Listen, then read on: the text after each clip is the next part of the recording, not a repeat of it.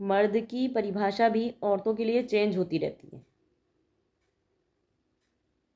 कैसे, मैं वो आपको बताती हूँ।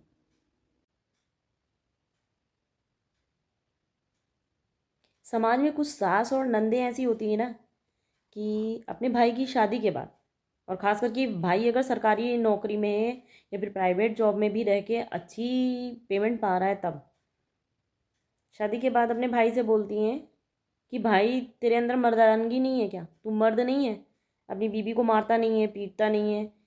और अगर भाई भाभी कहीं घूमने जा रहे हैं या फिर साथ बैठ के खा रहे हैं, अगर 2 मिनट भी हंस बोल लिए तो सास और नंदों के सीने पे सांप लौटना स्टार्ट हो जाते हैं कि तुझे शर्म नहीं है, तू अपनी बीवी के इशारों पे नाच रहा है, तू मर्द नहीं है। मतलब ऐसी ऐसी बातें उस आदमी से बोलेंगी कि वो आदमी इरिटेट होकर के सोचने पे मजबूर हो जाता है कि मैं मर्द नहीं हूँ, और मैं अगर अपनी बीवी को मारूंगा तभी मैं मर्द बनूंगा, और वो करना भी स्टार्ट कर देता है।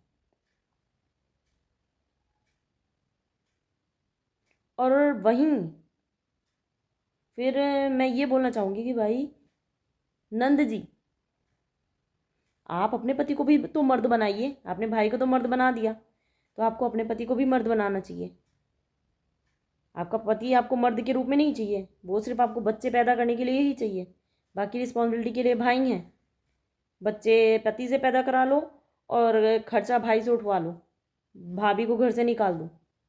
और वहीं उन सासों के लिए मैं ये बोलना चाहूँगी कि जब दामाद अपनी बेटी को मारेगा तो उस दामाद को घर बुला करके या फिर कॉल करके धमकाएंगी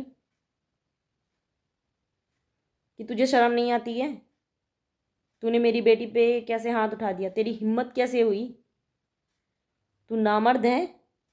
मतलब मर्द की परिभाषा भी चेंज होती रहती है।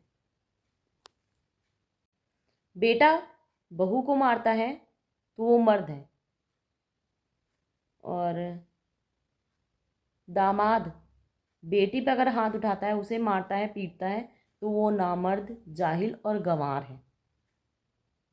ये हमारे समाज की सच्चाई है।